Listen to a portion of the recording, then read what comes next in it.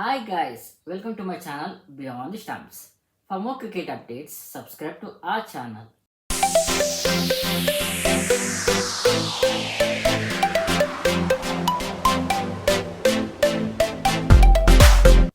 మన Indian team and Indian cricket players చుట్టూ చాలానే డెవలప్మెంట్స్ అండ్ చేంజెస్ జరుగుతున్నాయి.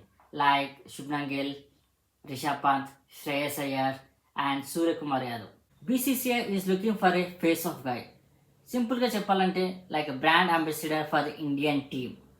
ఇదంతా దేనికంటే జనాలకి దగ్గర అవ్వడానికి and in order to attract the sponsors. Players like Kapil Dev, Mahendra Singh Dhoni, Sachin, Rohit Sharma and Virat Kohli మాదిరిగా ప్రజెంట్ ఉన్న ఇండియన్ టీం జనరేషన్లో అటువంటి ఫేస్ ఆఫ్ ఎవరికి ఉందా అని మన ఇండియన్ టీం వెతుకులాట మొదలుపెట్టింది. లైక్ శుభ్మన్ గిల్, శ్రేయస్ అయ్యర్, సూర్యకుమార్ యాదవ్. మనం సంవత్సరం క్రితం ఎప్పుడు పడితే అప్పుడు అండ్ సోషల్ మీడియాలో చాలా చూస్తుంటాం. ఇండియా అండ్ పాకిస్తాన్ మ్యాచెస్ ఇక లేవు అన్నదే గవర్నమెంట్ డిక్లేర్ చేసింది.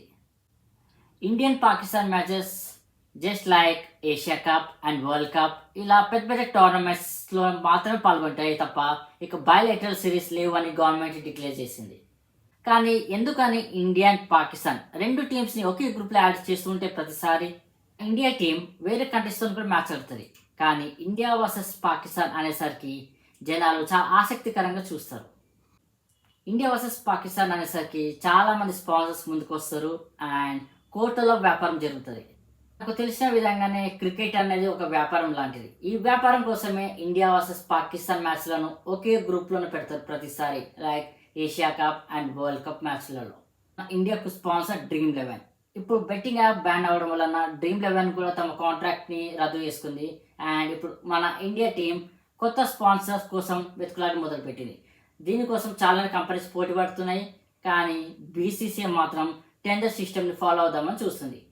ఎవరైతే టెండర్లోన ఎక్కువ అమౌంట్ కోట్ చేస్తారో వాళ్ళకు ఛాన్స్ ఇద్దామని ఎదురు చూస్తుంది.